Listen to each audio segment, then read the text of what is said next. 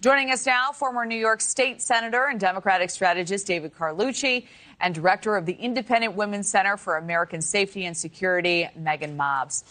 Thank you to both of you for being here, and Happy New Year. So, Megan, I'd like to start with you.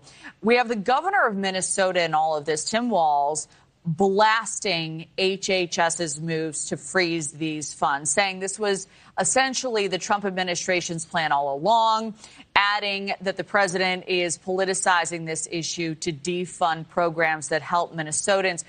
Other Democrats have been piling on in agreement and adding that the timing of these moves, it's all a distraction from other issues. What is your response to some of those claims? So my response is that sometimes you can't predict when fraud is uncovered. This video clearly shows that there is some very bad behavior happening, and we should all be outraged. This is not a left issue. This is not a right issue. This is an American issue in which there is very clear evidence, and maybe not all of it, but very clear evidence that fraud was in fact occurring and the American taxpayer was being defrauded, and this money was meant for children. I think we should all be outraged. I don't think this is a left-right issue. I think this is an American issue where we should all be concerned that our tax dollars are being appropriately used. Well, absolutely. And there are many Democrats who are in firm agreement. These investigations have been going on for years. We have multiple charges that have been filed and also many facing convictions. So, David, do you see shutting these funds down as political retribution, or when we are talking about billions potentially of dollars of taxpayer money, are these moves justified?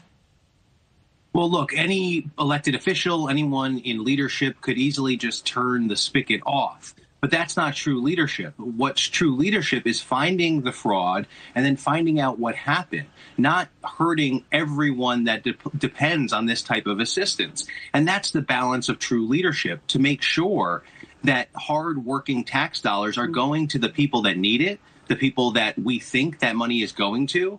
That's the testament of real leadership. Instead, what we have from this White House is quick to judge, to put a red herring, and to demonize an entire community. Now, that's the biggest problem here. We've seen that there are some Somalian immigrants that are involved in this case, but now it's denigrating an entire community, and I'm afraid of what that is going to lead to.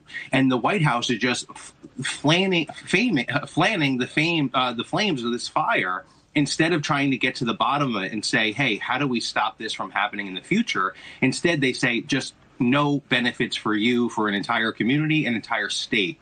That's extremely problematic. It does not bolster leadership in any way, and it just continues to divide our nation and the communities, particularly in Minnesota and in Maine. Well, the widespread nature of this potentially is quite alarming. Megan, I saw your response there. I'll give you a chance to respond, and then I'd like to dig in to another lawmaker's proposal. What say you? So I just think that we need to be very clear about leadership. As you mentioned, Kelly, this has been going on for quite some time. And so leadership is, in fact, sometimes taking drastic, aggressive action in order to ensure that, again, American taxpayers are not being frauded and we can get to the bottom of it. It doesn't mean just continuing to send money in the hopes that it gets fixed. This has been years in the making. Sometimes true leadership is aggressive action, and that's what we're seeing here. All right. Well, speaking of aggressive action, you also have Republican Congressman from Minnesota, Tom Emmer, saying this: I have 3 words for Somalis committing fraud against American taxpayers. Send them home. If they're here illegally, deport them immediately. If they're naturalized citizens, revoke their citizenship and deport them shortly thereafter. If we need to change the law to do that, I will. So as you know, Megan, denaturalization, this is a rare process. What are your thoughts on his views, this hardline stance? So I do think that this is a situation, again, in which you're going to find the majority of Americans agreeing that if you have someone here in violent, flagrant disregard for our laws, that all options should be on the table for pursuing justice.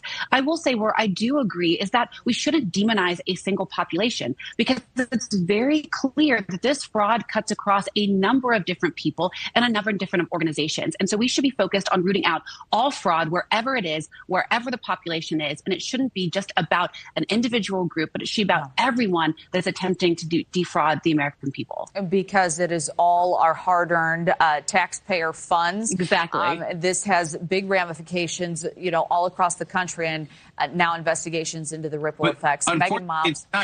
They're not doing that. This congressman is demonizing a community and using it as a red herring. Real leadership would say, hey, let's focus on fraud, period. Not qualify it with these people should be denaturalized. That's where they're leading down this road. That's the problem. They're targeting specific communities, not talking about fraud in general.